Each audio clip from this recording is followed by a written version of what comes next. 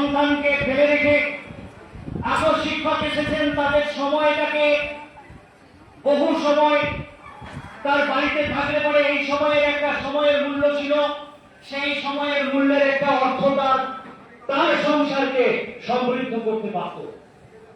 কিন্তু সেই সব ফেলে রেখে আপনারা যে আজকে এই একটা জায়গায় বসে সবাই এসেছেন, তার জন্য সারা রাজ্যের পার্শ্ব শিক্ষকদের পক্ষ থেকে আমি অরুণ কুমার মেডে আপনাদের কাছে কৃতজ্ঞ, এবং সেই সঙ্গে সারা পশ্চিমবঙ্গের পার্শ্ব শিক্ষক আপনাদের কাছে কৃতজ্ঞ পার্শ্ব শিক্ষক ঐক্যমঞ্চের রাজ্য নেতৃত্বরা আপনাদের কাছে। আপনারা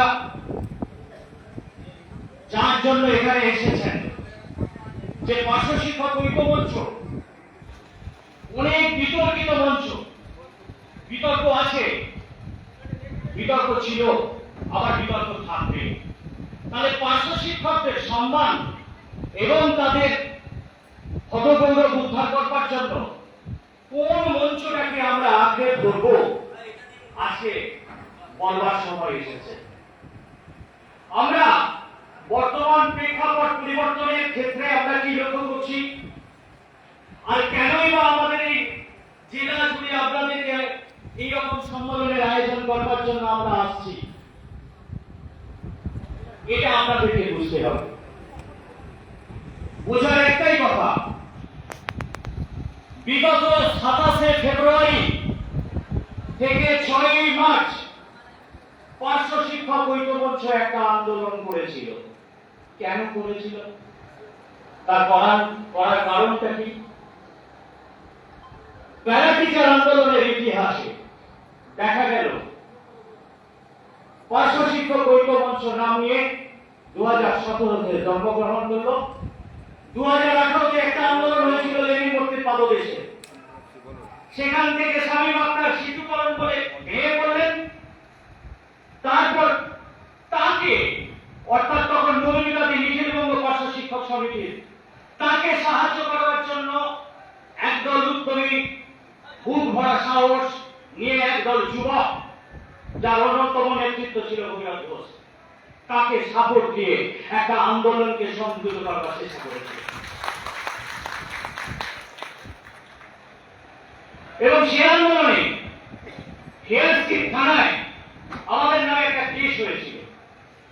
সে আন্দোলনে বহু কথা, বহু লেখা, বহু গান আমার স্ত্রী, মেয়ে গিয়েছিল, সোশ্যাল মিডিয়ায় হয়তো আপনারা শুনে থাকবেন। এবং সেই আন্দোলনে আমাকে গাড়িতে তুলে খাঁচার গাড়ির ভেতরে পিটিয়ে রাস্তার উপরে ফেলে দেওয়া হয়েছিল। বলেছিলাম সেই দিন যে আমরা 1 গুণ হয়ে এসেছি, 10 গুণ হয়ে ফিরব। এখন থেকে শুরু হলো 10 গুণ নয়, আরো 100 গুণ হওয়ার যাত্রা। লড়াই ছাড়িয়ে ঐক্যমঞ্চে ছিলাম, লক্ষ্য করছিলাম 2006, 8, 9 সাল থেকে লক্ষ্য করছিলাম। সংকট দিয়েছি নিখিলবঙ্গ পার্শ্ব শিক্ষক সমিতিকে, দিয়েছি নিখিলবঙ্গ পার্শ্ব শিক্ষক সমিতির তখন তৎকালীন কল্যাণ ঘোষ ছিল, তাকে সাহায্য করেছি। বালক প্রকাশনীতে বস্তুত আমার সংসার চালানোর জন্য আমি লেখালেখি করতাম। বালক প্রকাশনা দপ্তরে একাধিক আমাদের পার্শ্ব শিক্ষক মিটিং হয়েছে, আমার বোঝার কথা কেন হয়েছে না, সেখান থেকে আপনারা দেখবেন প্রশ্ন সংকলন করে একটি বই বালক প্রকাশনীর আছে, বালক প্রকাশনের টার্গেট করে একটি বই আছে। সেই বইয়ের জন্মদাতা হয়েছিল এই পার্শ্ব শিক্ষকরা, তার অন্যতম ভূমিকা আমি নিয়েছিলাম। তখন আমি বালুতে লেখালেখি করতাম, তখন বালুকের প্রকাশক তিনি সাহায্য করেছিলেন। সেই বালক প্রকাশনের প্রশ্ন সংকলন নিয়ে পার্শ্ব শিক্ষক সমিতিকে সাহায্য করার চেষ্টা করেছিলাম, পার্শ্ব শিক্ষকদের আন্দোলনকে স্ট্রেংথেন করার চেষ্টা করেছিলাম। কিন্তু হায় রে নিখিলবঙ্গ, সেখান থেকে কল্যাণ ঘোষের পরে পরবর্তীতে যখন বুদ্ধদেব বাবু আমাদেরকে মিটিং করে বললেন আপনাদের 7 বছর নিয়োগ করে দেওয়া হলো, আপনাদের চাকরি আর কেউ কেড়ে নিতে পারবে না, বাট এনগেজমেন্টে লেখা ছিল 8,335 টাকার বেতন। তাহলে আপনি 7 বছর 8,335 টাকা বেতন নিয়ে চলে যাবেন, বেতনের কথা ভাবলেন না? মাঝে মধ্যে ওই কবিতাটা মনে পড়ে, বুঝতে পেরেছেন? যারা এই টুকরো টুকরো করেছিল শিক্ষক ভেঙে এসএসএম থেকে এই সমগ্র শিক্ষা মিশন থেকে, এসএসএম থেকে অ্যাসিস্ট্যান্ট টিচারদের বেতন হয়। আবার সেখান থেকে পার্শ্ব শিক্ষকদের বেতন হয়। পার্শ্ব শিক্ষক, আবার সহকারী শিক্ষক, বিভিন্ন ধরনের শিক্ষক, এই যে শিক্ষকটাকে ভেঙে টুকরো করেছে। সত্যি কথা বলা বলি কি হয়েছে, বীরেন চৌধুরী একটা কবিতা আছে, বেদে শিশি ভাঙলো বলে খুকুর পরে রাত হলো, আর তৎকালীন ভাঙপন্থী জেলেরা এই শিক্ষকগুলোকে ভেঙে ভাগ করেছিল। সমগ্র শিক্ষা অভিযানের টাকা ছিল, পয়সা ছিল, তারা একটা লেভেল অফ স্কেল করতে পারত, বহু আইনজ্ঞ ছিল। কারণটা কি? আগামী ভবিষ্যতের কথা এরা কিন্তু জানতো যে এই মিশন উঠবে না, এই সমগ্র শিক্ষা মিশন আগামী এখনো 50 থেকে 100 বছর পর্যন্ত হয়ে চলতে পারে। তাহলে তাদের ভবিষ্যৎটা কোথায়? কোন কিভাবে এদের উন্নতি হবে? একটা সিস্টেম জেনারেট করতে হবে। একটা এই যে তৎকালীন যুগে বলে প্রায় 60 থেকে 65,000 নিয়োগ করা হয়েছিল, এই 65,000 ছেলে মেয়েদের ভবিষ্যৎ কি হল? তাদের ভবিষ্যতের কথা ভাবলেন না, সরকারি একটা নিয়ম নীতি ফলো করলেন না। একটা ইনক্রিমেন্ট বাস্তবিক আপনারা দেখছেন জিডিপি ইন্ডেক্সে আপনারা অ্যাসিস্ট্যান্ট টিচারদের বেতন কিভাবে বেড়ে গেছে, কেন বেড়ে গেছে? প্রতি 5 বছর অন্তর অন্তর বেতন কমিশন হয়েছে, তাদের বেতন বাড়তে বাড়তে বাড়তে বাড়তে। তাদের ক্ষেত্রে জিডিপি ইন্ডেক্স কাজে লাগে, আর আমাদের ক্ষেত্রে কাজে লাগে না, তাই না? কারণ আছে ওখানে। তাদের কি শুভ বুদ্ধি সম্পন্ন কোন নেতৃত্ব বা আমলা? বস্তুত তা নয়। বস্তুত যা হয়েছে, পার্শ্ব শিক্ষকদের নিয়ে রাজনীতি হয়েছে। মাইনেটা বাড়ানো যেত, শুধু শুভ বুদ্ধি তাদের সেই শুভ চেতনা তাদের মধ্যে জাগেনি। আমরা বহুবার বলেছি, একটা ছেলেকে 60 বছর পর্যন্ত কাজ করাবে, তারও বেতন ক্রম চালু করতে হবে। আর প্রথম পার্শ্ব শিক্ষক ঐক্যমঞ্চের পক্ষ থেকে যখন প্যাড রিপোর্ট নিয়ে বিভিন্ন রকম ভাবে আন্দোলনে করা হলো, যে প্যাড রিপোর্টে অমুক তমুক হ্যান ত্যান এইসব নিয়ে আন্দোলন চলছিল, তখন কিন্তু প্রথম আমরা পার্শ্ব শিক্ষক ঐক্যমঞ্চ থেকে দাবি তুলেছিলাম আমাদের নির্দিষ্ট বেতন কাঠামো দিতে হবে, এবং সেই ধরনের লক্ষ্যে আমরা প্রায় কাছাকাছি এসে পৌঁছে গেছি।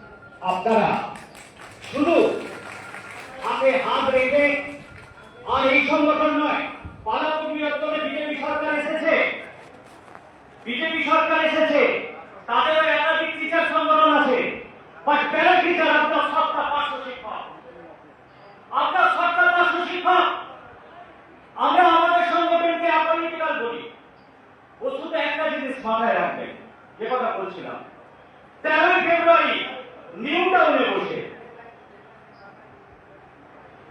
এরা যে কেন্দ্রীয় শিক্ষামন্ত্রী ধর্মেন্দ্র প্রধান এসেছিল, তার আগে থেকে, ফেব্রুয়ারি মাসের আগে থেকেই আমরা শুভেন্দু বাবুর সাথে যোগাযোগ করার চেষ্টা করছিলাম। কারণ এক এক করে সমস্ত পার্শ্ব শিক্ষক নেতৃত্বরা ধরাশায়ী হয়ে গেছে। ওদিকে মনোরঞ্জন দ্বারা, সাবিল দ্বারা লড়াই করলো, একটা কুৎসা দিয়ে ভগীরথ ঘোষকে অ্যালুট করে রাখলো। ঐক্যমঞ্চ যে লড়াই, যে গতিতে নিয়ে যাচ্ছিল, সেই গতি কোথায় হারিয়ে গেল? পার্শ্ব শিক্ষকদের সম্মান ধূলিভূত হতে লাগলো। অর্থাৎ এদের যে পার্শ্ব শিক্ষকদের চাহিদা, তাদের যে খিদে, তাদের যে সংসার, এবং এক এক করে 300 জন মারা গেছে বিনা চিকিৎসায়, কেউ আত্মহত্যা করেছে। আমার খানাপুরে একজন টিচার স্কুলের ছাদে গিয়ে আত্মহত্যা করেছে। এরকম হতে থাকছে। তো আমরা চিন্তা ভাবনা করলাম, ভগীরথ, আমি গুটি কয়েক ছেলে মিলে আবার পুনরায় উঠে দাঁড়াতে হবে। কারণ পার্শ্ব শিক্ষকদের একদম অস্তমিত হতে দেওয়া যাবে না। এই সিদ্ধান্তটা যে আমি করেছিলাম, তারপর থেকে মুখ্যমন্ত্রীর হোয়াটসঅ্যাপে এবং তাকে ফোনে যোগাযোগ করার চেষ্টা করি যে দাদা 5 মিনিট সময় দেন, কারণ আমরা নামবো। 13 ফেব্রুয়ারি ঠিক সেই মঞ্চে তিনি এলেন এবং কথা রাখলেন। ভগীরথের সঙ্গে অলরেডি ফোনে তার কথা হয়েছিল যে আমি কথা বলবো। ভগীরথ একটা গুগলে ফর্ম ফিল আপ করেছিল যে যারা পারবেন আপনারা নামটা রেজিস্টার করেন। নিউ টাউনে ধর্মেন্দ্র প্রধান আসছে, তার হাতে আমরা আমাদের দাবিপত্র তুলে দেব। কয়েকজন যতজন আমরা পার্শ্ব শিক্ষকরা গেছিলাম, সেখানে তিনি দাঁড়িয়ে বলেছিলেন, এটা ভোটের আগে কথা বলছি, আমাদের পরম আদরের মুখ্যমন্ত্রী তিনি কথা বলেছিলেন, আমি এখানে উপনীত হয়েছি প্যারা টিচারের অন্যান্য রাজ্যে যা বেতন দেওয়া হয় সেই অধিকার ছিনিয়ে নেওয়ার জন্য। সেদিন তিনি বলেছিলেন, বক্তব্য শেষে আমাদের সঙ্গে 5 মিনিট আলোচনা করেছেন। বলেছিলাম, দাদা আপনার নাম তো ভগীরথ তার কাছ থেকে 3টে জিনিস চেয়েছিল, দাদা একটা পারমিশন করিয়ে দেন, কারণ আমাদের আর কিছু নেই, ছিন্ন ভিন্ন ভান অঙ্কর পাল একটা সংগঠিত শক্তি মনোরঞ্জনটা ছিল, যাকে করে আন্দোলন করার একটা চেষ্টা ছিল, ওখানে মাথা বাঁধা লঙ্ক বাঁধা যাই বলেন না কেন মনোরঞ্জন এটা করতো, তার আন্দোলনকে আমরা অস্বীকার করছি না। বা তৎকালীন বামপন্থী আমলে পার্শ্ব শিক্ষকদের যে নীতিমালা, যে নীতিমালা, যে নির্দেশিকা করে গেছিলেন, সেগুলো আমার কাছে বিরক্তিকর, সেগুলো আমি সমর্থন করি না। সুরেন্দ্রবাবু সেই দিন যে 3টে জিনিস চাওয়া হয়েছিল, দাদা একটা পারমিশন করিয়ে দেন, বলেছিল পুস্তককে বলে দিচ্ছি, পুস্তক প্রার্থীর কাছে তোদেরকে আদালতে পারমিশন করিয়ে দেবে। বলেছিল দাদা জল চাই, জল দিতে হবে, ছেলে মেয়েদের যদি খাবার আছে তাদের ব্যবস্থা করতে হবে, প্যান্ডেল করতে গেলে খরচা আছে। বলেছিল তোরা নিজেদের থেকে তুলে একটা বাজেট করিস, যদি তোদের লাগে আমাকে বলিস। তিনি এত বড় আশ্বাস দিয়েছিলেন, তারপরে কিন্তু আপনাদের, শুধুমাত্র আপনাদের সহচার্যে, আপনাদের আশীর্বাদে সেই শেষ আন্দোলনটা আমরা ঐতিহাসিক একটা আন্দোলন করে আসতে পেরেছিলাম। বিকাশ ভবনে ঘুঘুর ভাষা দেবস্মিতা চট্টোপাধ্যায় আর অভিজিৎ বাসু দীর্ঘ 15 বছর ধরে, যাদের 3 বছর ধরে ট্রান্সফার হয়নি তারা বসে আছে। 15 বছর ধরে সর্বশিক্ষা মিশনের কারো উন্নতি হয়নি এই দুটি মানুষের জন্য। এক দেবস্মিতা চট্টোপাধ্যায় মন্ত্রী শশী মাজার পিএস3, আর অভিজিৎ বাসুর ওপর মাথায় হাত ছিল ভাইপো অভিষেকে। সর্বশিক্ষা মিশনের যাবতীয় টাকা, সাইকেল, জুতো, জামা যা কিছু হচ্ছে সব ওই দুইটি আধিকারিক। আমরা তাকে ঘেরে ধরেছিলাম, আমরা এসপিডিকে বলেছিলাম, টানা 4 ঘন্টা তার রুদ্ধ করে রেখে দিয়েছিলাম। 25 থেকে 30 জন পুলিশ এসেছিল আমাকে অ্যারেস্ট করাতে। ভগীরথ বলেছিল, দাদা মাটি ছাড়বেন না, কামড়ে পড়ে থাকবেন, দরজার সামনে বসে থাকবেন যতক্ষণ না আমি বলছি। বিধাননগরের বড়বাবুকে আমরা ধন্যবাদ জানাই, তার অদম্যতা এবং যে সময়টুকু আমাদেরকে সেদিন দান করেছিলেন তার প্রতি আমাদের কৃতজ্ঞতা রইল। 25 জন পুলিশ এসে কারাগানি করে আমাদেরকে তুলবে, ভগীরথ ঘোষ দাঁড়িয়ে বলল, একটা গায়ে হাত দেবে না, ওদেরকে আমাদের কাজ করতে দিন, আমরা কিচ্ছু করিনি, আমরা জাস্ট বসে আছি, কোনো কিছু করিনি। ভগীরথ বলল, দাদা বড়বাবু বলেছে 8 ঘন্টা টাইম দিয়েছে, দাদা 8 ঘন্টা পরে কিন্তু চলে আসবে, 4 ঘন্টা হয়ে গেছে, 8 ঘন্টা ঠিক আছে। অবস্থা পুলিশ কিভাবে ম্যানেজ করতে হয় বা তাদেরকে কিভাবে বোঝাতে হয়, যদি আমাদের পেটে জ্বালা থাকে আর হৃদয়ে দিয়ে যদি তাদেরকে অনুভব করাতে পারি, তাহলে দাদা সব পাথর পড়ে যায়। ঠিক তেমনি ভাবেই আমাদেরকে সাহায্য করেছিলেন সেদিন করা, কিন্তু আমরা কেস খাইনি। চলছিল আন্দোলন, চলছিল, বসে বসে ভাবছিলাম দিদির কাছে কি করে পৌঁছানো যায়। এসআইআরের ধর্ণা মঞ্চে আমরা 3টে টিম আলাদা আলাদা করে হোয়াটসঅ্যাপে মনিটরিং করে, ভগীরথ একা মনিটরিং করে তাদেরকে 3 জনকে 3 দিক দিয়ে পাঠানো হলো। বস্তুত একদম বাঘের খাঁচায় তাদেরকে ঢুকিয়ে দেওয়া হলো এবং সেই বাঘের খাঁচায় বাঘের কাছে থাপ্পড় বসাতে করেছিল যেসব দিদিমণিরা, সুজাতা, মিলি, আমাদের অমিত, তাদেরকে আমরা স্যালুট করি। তৃণমূলের যত চামচা চামচি ছিল তাদের উপর অকথ্য অত্যাচার নির্যাতন করেছে, আপনারা দেখেছেন সোশ্যাল মিডিয়া। এবং সেই দিনে দিদিমণি কোনো ফুটেজ পাইনি, যা ফুটেজ ছিল প্যারা টিচারদের। দিদিমণি পরের দিনে ভাবতে লাগলো যে এসআইআর আন্দোলনটা কি হলো। আবারও বলি, পার্শ্ব শিক্ষক ঐক্যমঞ্চ যে পথ দেখায়, বাকি যারা অস্থায়ী কর্মী আছে তারাও আমাদের পথ অনুসরণ করে। কেন বলছি? প্রথম যখন পার্শ্ব শিক্ষক ঐক্যমঞ্চ আমাদের নাম দেওয়া হলো, পরবর্তীকালে বিদ্যুৎ দপ্তরের একটা ঐক্যমঞ্চ নাম দিয়ে দিল। আরো আরো কর্মীরা দেখবেন সব ঐক্যমঞ্চ নাম দিয়ে নেমে পড়লো ওই সরকারের বিরুদ্ধে। আবার এখানেও দেখুন এসআইআর আন্দোলনে আমরা তাকে ধর্ণা মঞ্চে দেখালো, আর সুমন বিশ্বাসরা এই যে 16,000 এসএলএসটি তারাও গিয়ে ওখানে চেষ্টা করছিল। মেট্রো চ্যানেল থেকে তাদেরকে পুলিশ ধরলো।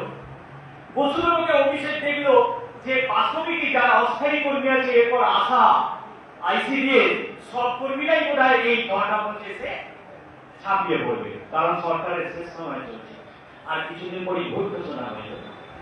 বাস্তবিকই সেই এসআইআর মঞ্চ তুলে পার্শ্ব শিক্ষক ঐক্যমঞ্চ এটা করতে পেরেছিল।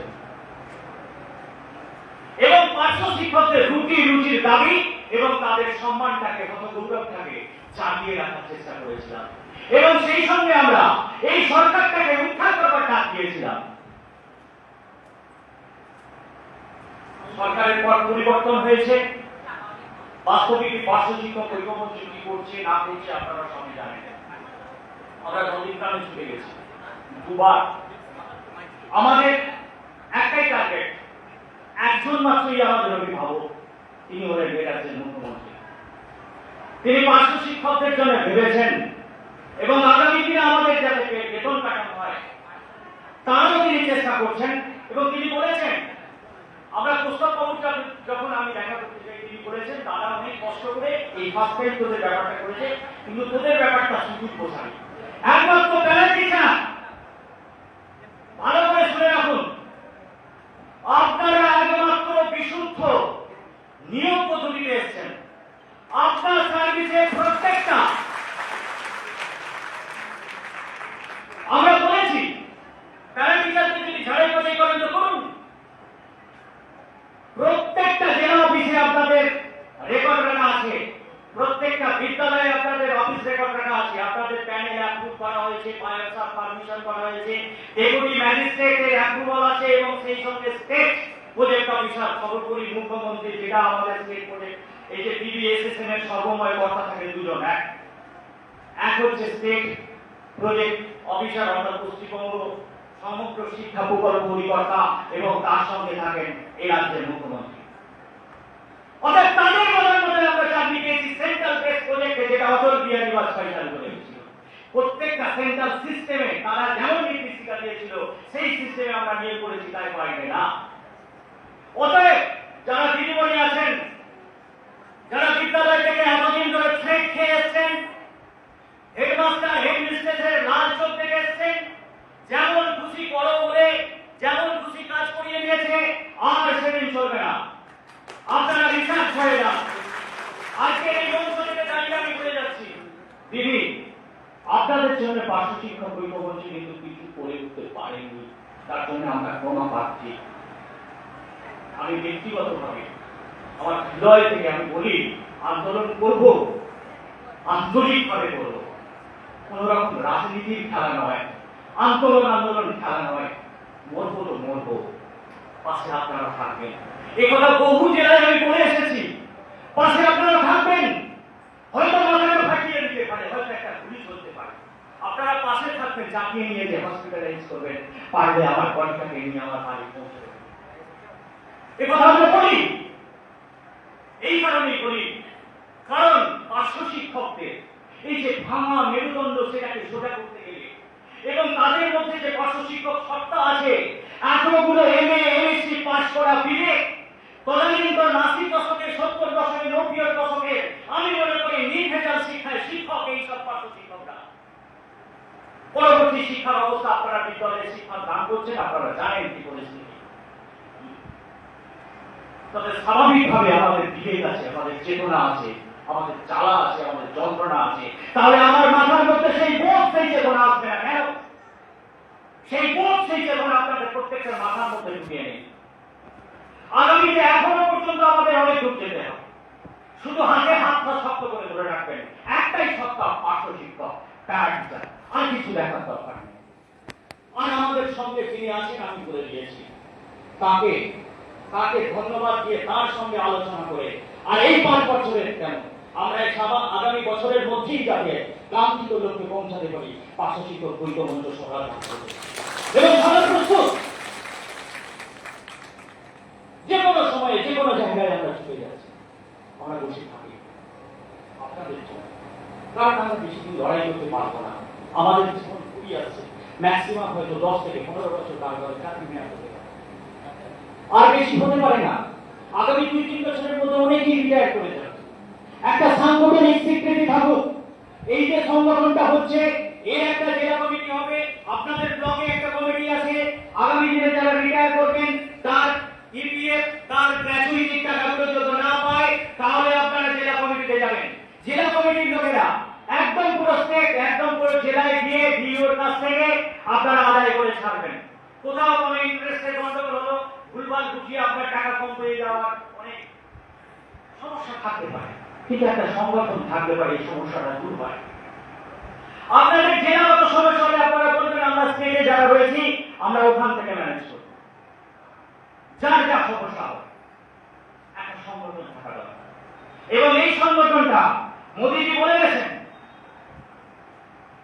ভয় আউট ভরসা ইন। এবং আপনি মনে রাখবেন, এই যে বলছিলাম না আমরা কিছু করে দিতে পারিনি, আমাদের কাছে সব থেকে যন্ত্রণার বিষয় কি জানেন? আমার প্রিয় বস্তু, আমার সব থেকে প্রিয় কি জিনিস জানেন? আমার সন্তান, আমার পুত্র, আমার কন্যা, এদেরকে আমি প্রচন্ড ভালোবাসি। যদি বলেন পৃথিবীর সব থেকে কাকে ভালোবাসেন, আমি আমার ছোট ছেলেটাকে ভালোবাসি, আমার মেয়েটাকে ভালোবাসি। আমরা যখন রিটায়ার করবো ভাবুন তো তাদের জন্য কি করে যাব, এই সন্তানগুলোর জন্য, আমার পরের প্রজন্মের জন্য। এই সরকারের কাছে আমি বড় হস্তে আবেদন রাখছি, বিগত 22 বছর ধরে আমাদের জীবন যৌবন দুটো সরকার মিলে শেষ করে দিয়েছে। এই মহামানবিক সরকার যারা এসেছে, আমরা অনেক আশা ভরসা নিয়ে আমরা এসেছি। আপনাদের কাছে অনুরোধ, আমাদের এই প্রজন্মগুলোকে অন্তত শান্তিতে বাঁচতে দেবেন, সেই ব্যবস্থা আপনারা করবেন, এই অনুরোধ আমরা রাখি। আর আপনাদেরকে বলি, আপনারা যদি তা চান, আপনারা যারা মহিলা বা আমাদের যারা শিক্ষিকা আছেন, মনে রাখবেন আমাদের সন্তানকে বাঁচাতে হবে। একটা জিনিস মাথায় নিয়ে নেন, একদম ভয় কি লড়নে রাখিতে সন্তানে মাতঙ্গি এসেছে হই ডমুর রঙে। দিদি, এই মুহূর্তেই ধরে রাখতে হবে, এই মুহূর্তেই আমাদেরকে কাঙ্ক্ষিত লক্ষ্যে পৌঁছে দেবে। এই সেন্সটা ধরে রাখতে হবে, এই তত্ত্বটাকে মনে রাখতে হবে। তো স্বাভাবিকভাবে আমি আর বেশি কিছু বলবো না, আমি অনেকক্ষণ বলা হয়ে গেছে, আমি জানি না আমার টাইমটা কমে, বলতে অনেক কিছু ইচ্ছে করে। এই যে দুদিনের কথা, রাত 12টা গাড়ি বোঝায় বাস আসবে, বিকাশ ভবনে একা ফুটপাতে দাঁড়িয়ে তরুণী সন্ধ্যেবেলায় চলে গেছে। 2 দল পুলিশ এসে কারা করছে, কোনখানে তোমরা বাস উঠবে। ওরা বলছে রাস্তার ওখানে, রাস্তার বিধানমন্ত্রীর পাদদেশে অর্থাৎ রাস্তার উপরে হাইকোর্ট বসিয়ে দিয়েছে যে ওইখানেই পারমিশন দিয়েছে ওখানটা করতে হবে। ঠিক আছে, হাইকোর্ট যা বলেছে তার 1 ইঞ্চি আমি জায়গা ছাড়বো না, তাহলে রাস্তার উপরে আমি আন্দোলন করবো। 2 দল পুলিশ এসে হাজরা এখানে নয় ওখানে। অবশেষে আমি যেখানটা চেয়েছিলাম, যেখানে আমরা বলি আমাদের আন্দোলনের তীর্থক্ষেত্র, বিগত দিনে যে আন্দোলন করেছিল সেই জায়গাটা কিন্তু আমি ছিনিয়ে নিয়েছিলাম। রাত 12টা গাড়ি বাস আসছে, বারে পুলিশ আসছে, আপনি এখন এখানে বসে আছেন কেন? আমি বললাম বাস দিলাম এখানে ফেলে তারপর যাবো। চারিদিকে সব্যসাচী বাবু এলাকা, যার বান্ধবীর বাড়ি থেকে কেজি সোনা পাওয়া যায়, অহরহ নৃত্য দ্বার দালাল আর চেলা চামুন্ডা ভর্তি। মাঝে মধ্যে আসছে চমকানি দিয়ে যাচ্ছে। বুঝতে পেরেছে একা হাইকোর্টে পারমিশন নিয়ে বসে আছি, রাতের মধ্যে বাস ফেলেছি, বাস তাড়াতাড়ি করেছি, পরের দিনে কিন্তু আমরা আন্দোলন শুরু করেছি।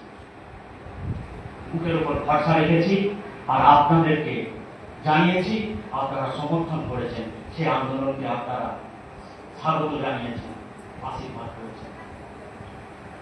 তো সাহস না খাটিয়ে ভগীরথ ঘোষ যাদের নেতৃত্ব, যে অসম সাহসী, শরীরে আমার কুত্তার মতো দৌড়টা গেল, বৃষ্টি ভেজা রাতে পুলিশ লাঠি চার্জ করতে করতে শিয়ালদা পর্যন্ত তাড়া করলো।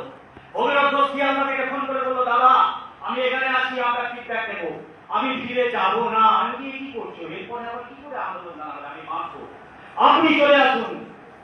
আমি কি করবে, আমরা ব্যারাকপুরে আবার অনশন শুরু করবো। ব্যারাকপুরে গেলাম, ব্যারাকপুর পুলিশ লাঠি মেরে তাড়িয়ে দিল ওখান থেকে, পিছনে ধাক্কা দিল, এখানে আইন নেই। তারপরে কল্যাণী স্ট্যান্ডের সেই দুর্বিষহ রাত্রির যন্ত্রণার কথা কার মনে নেই। ভগীরথ ঘোষ একা জাতীয় পতাকা জড়িয়ে নিয়ে দুহাত তুলে জাতীয় পতাকা তুলে শিক্ষকের মান মর্যাদা ধ্বংস থেকে তুলে এনেছে এই ভগীরথ ঘোষ। আমি আমার নেতৃত্বকে সাধুবাদ জানাই, স্যালুট জানাই। আজকে যদি কিছুটা মান সম্মান ফিরে পায়, সেটা আমার নেতৃত্বের জন্য, সেটা আমার নেতৃত্বের জন্য। আমি মনে প্রাণী, আমি আমার ডিগ্রির কথা বলছি না, আমি বলছি না যে আমি ওর থামা ধরা বা ভগীরথ ঘোষ আপনারা একসঙ্গে আছেন, আমি সে কথা বলছি না। আমি আমার শিক্ষিত বিবেক দিয়ে, আমি আমার শিক্ষিত বিবেক থেকে বলছি, এখানে নেতৃত্বের হাত যারা ছেড়েছে, পার্শ্ব শিক্ষকদের সম্মান সর্বনাশ তারা করেছে। না হলে পার্শ্ব শিক্ষক ঐক্যমঞ্চ যদি থাকতো, তাহলে পারে ওই দিদিভাত্রও আমরা বিগতবারে হয়তো কিছু আদায় করতে পারতাম।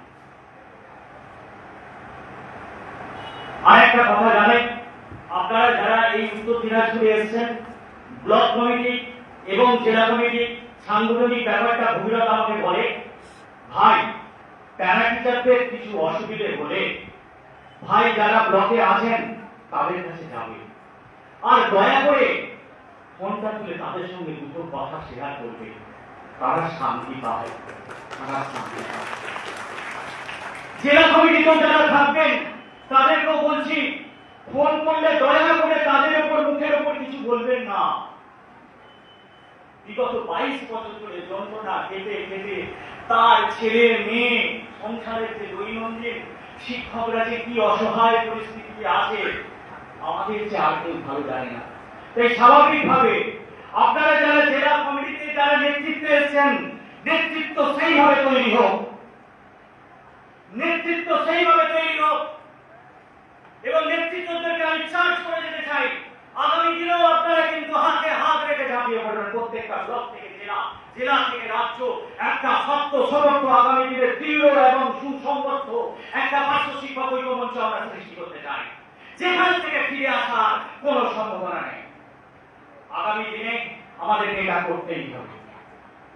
আমি আবারও বলছি, যারা আপনারা এসেছেন, আমরা আর ভয় পাই না, সাহস করে এগিয়ে যেতে চাই। আজকে এই যে এত প্যারাটিচার আপনারা এসেছেন, আমি আপ্লুত, আমি আপ্লুত। 22 বছর ধরে আমরাও যে রাষ্ট্রীয় শোষণের শিকার হয়েছি, আমরা এই সরকারকে তার মহানুভবতাকে সঙ্গে করে নিয়ে তাদেরকে বোঝাতে চাই। আমরা তোমাদেরকে দেখাবোই দেখাবো আমাদের বাজরের ইতিহাস, আমরা দেখাবোই দেখাবো আগুনে পুড়ে গেছে মহাকাশ।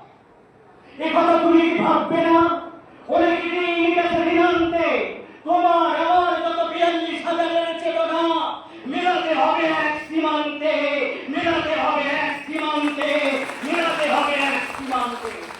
অসংখ্য পরিকল্পনা ছিল।